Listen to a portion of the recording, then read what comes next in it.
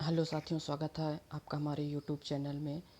आप सभी को यह जानकारी मिल ही चुका होगा दोस्तों कि जो केस चल रहा था डीएड वर्सेस बीएड का, जो छत्तीसगढ़ में भर्ती हुआ था 2023 में, उनमें जो लगे हुए अभ्यर्थी थे जिनका बीएड था और प्राइमरी में जो अभी पदस्थ होंगे, है ना, उनके लिए बुरी खबर है कि जो अभी केस चल रहा था उस केस को जो है 28 तारीख को इसको फाइनल जो है डिसमिस कर दिया गया है ना।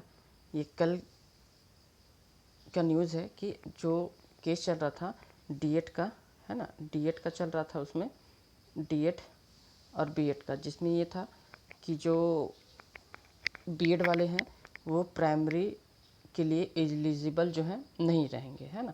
उसी के ऊपर ये पूरा केस माजरा चल रहा था और ये जो है 28 तारीख को इसका फाइनल जो है रिज़ल्ट सुप्रीम कोर्ट द्वारा जो है घोषित किया है कि उन्होंने इस केस को क्या कर दिया है, डिस्पोज कर दिया है, ठीक है ना। आगे अगर इसका हिंदी में देखेंगे तो यहाँ पर आपको मैं दिखाना चाहूँगा हिंदी में, जो इंग्लिश में है। अगर आप इसको ध्यान से देखेंगे तो यहाँ पर लिखा हुआ है, सुप्रीम कोर्ट ने छत्तीसगढ़ डीएलएड वर्सेस बीएड सहायक शिक्षक भर्ती मामले में बड़ा फैसला दिया है ना। सुप्रीम कोर्ट ने हाई कोर्ट के फैसले को बरकरार रखते हुए बीएड की लगभग 6 एसएलपी और राज्य सरकार की 2 एसएलपी याचिका को क्या किया है कि खारिज कर दिया है। अब राज्य सरकार को बीएड को हटाकर नई मेरिट लिस्ट बनाकर डीएलएड वाले जितने अभ्यर्थी होंगे उनको क्या है, नौकरी देनी पड़ेगी। तो कहने का मतलब ये है कि उनके लिए बहुत ही दुखद समाचार है दोस्तों।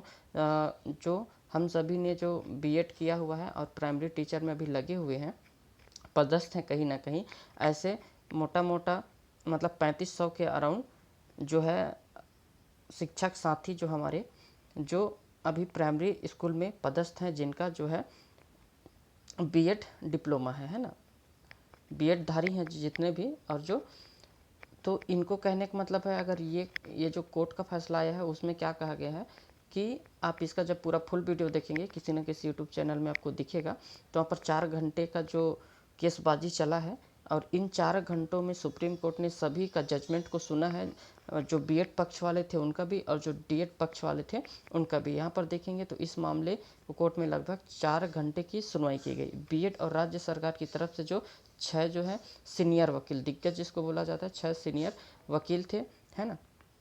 अभिषेक मनु सिंघवी जी, ये सब इनका, रविंद्र श्रीवास्तव जैसे कई दिग्गज वकील इसमें से शामिल थे, है ना। और डीएड के पक्ष में अगर देखेंगे तो इसमें से 2 एडवोकेट थे, गोपाल शंकर नारायण, है ना, और मीनाक्षी अरोड़ा जी थी।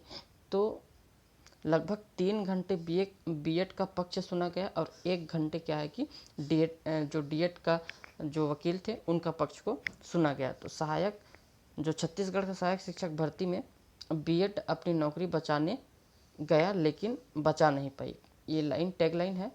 तो आप इसका जब हिंदी में देखेंगे यहाँ पर तो केस नंबर ये पूरा दिया हुआ है ना।